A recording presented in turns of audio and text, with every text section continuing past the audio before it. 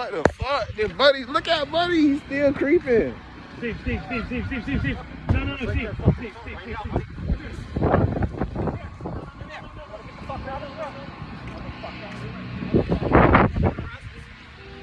the fuck?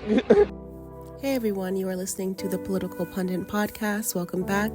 What you just saw was a black teen from Sarasota County walking by himself in his neighborhood being followed by 3 white men. Although the story is still developing, these 2 TikToks were posted by this boy's mother, and so far no charges have been pressed, but TikTok was able to find out who one of the 3 people were.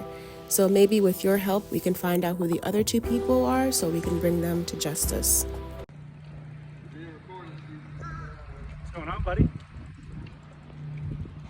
Nigga done brought a Man, we asked you a question. team out here. Obviously, he doesn't live here.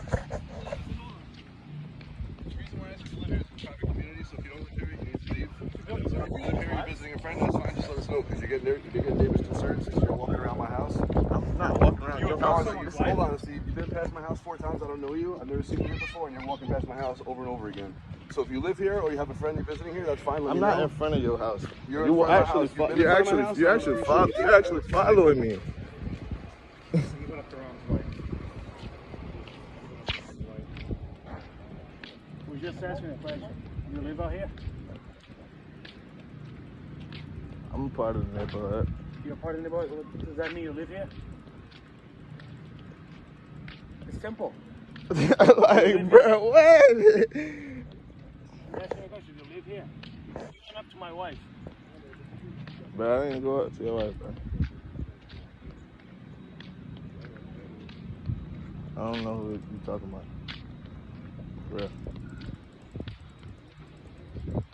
And I think I can walk around my neighborhood. If you live here, yeah. So you live here. Like, You live here? you gonna keep asking me the same question over and over and over and over and over. This man following me. This is harassment, right? You haven't answered yet. That's harassment, right? That's harassment, right? I think what you did to my wife, yes. Look. He followed. You did to my wife, You read it up.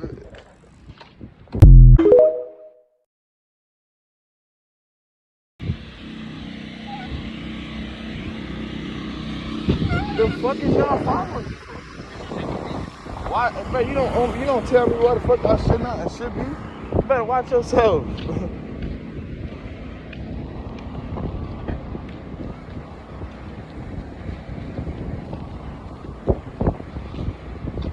The fuck? I don't even want to, like, I can't even be comfortable because look at this shit. Then y'all covering up the block way for people. They trying to walk and shit with their kids. These people out here following me and shit. This ain't weird. Look at the neighborhood creepers. The neighborhood creepers. Yeah. Damn. What the fuck? Then Buddy, look at Buddy. He's still creeping. Steve. No, Steve.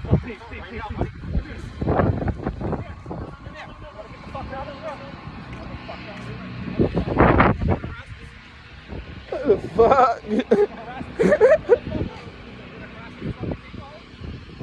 Hey, that's some weary shit, my boy. Damn. Yeah,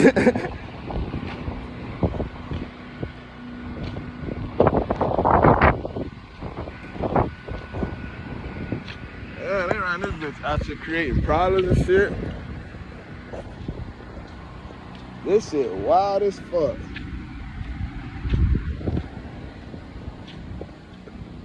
Through a neighborhood, minding your own business is against the law, at least according to these 3 guys. Now, I don't know who these 2 are, but the one on the far left there, I did find him. But before I tell you who this is, let me show you how far he was willing to go to stop this man from walking through a neighborhood. The fuck? Then Buddy, look at Buddy, he's still creeping.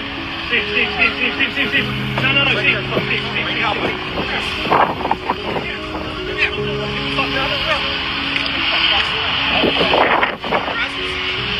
And yes, in case you're wondering, he was going to his car to get exactly what you think. He just pulled out of that car. Anybody remember Ahmaud Arbery, who was just jogging through a neighborhood in Brunswick, Georgia when he was encountered by the McMichael family?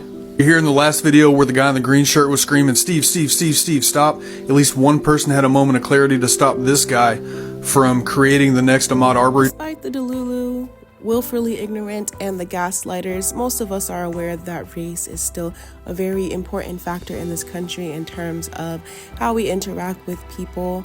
And unfortunately, this is another incident that is not uncommon at all.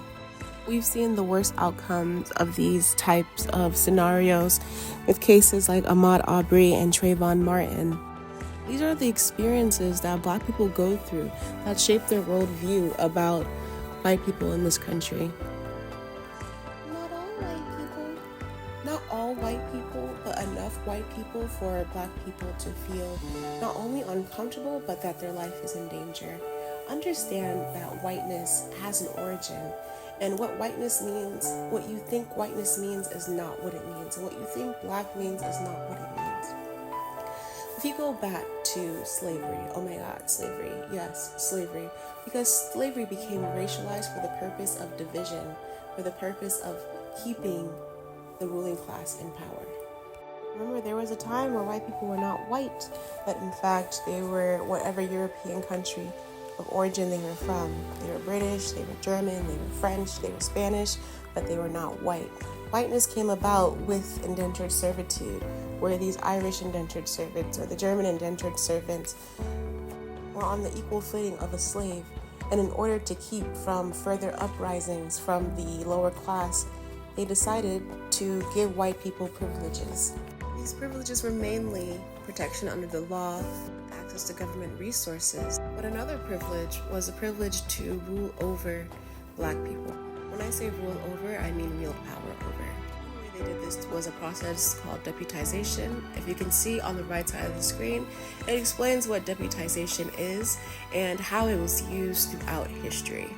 If you truly care, you'll go ahead and give this a read so that you'll never ever have to repeat such ridiculous racist comments again about how all that stuff was history, because as we can see, history is very relevant today.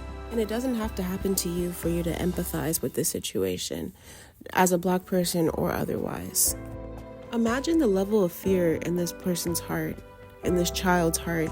He may be playing it off as if he's okay, but I know for a fact he went home and cried. Because this is terrifying. You can't hear his heart, but you know it's racing. You absolutely know it's racing. In closing, my condolences go out to this young man.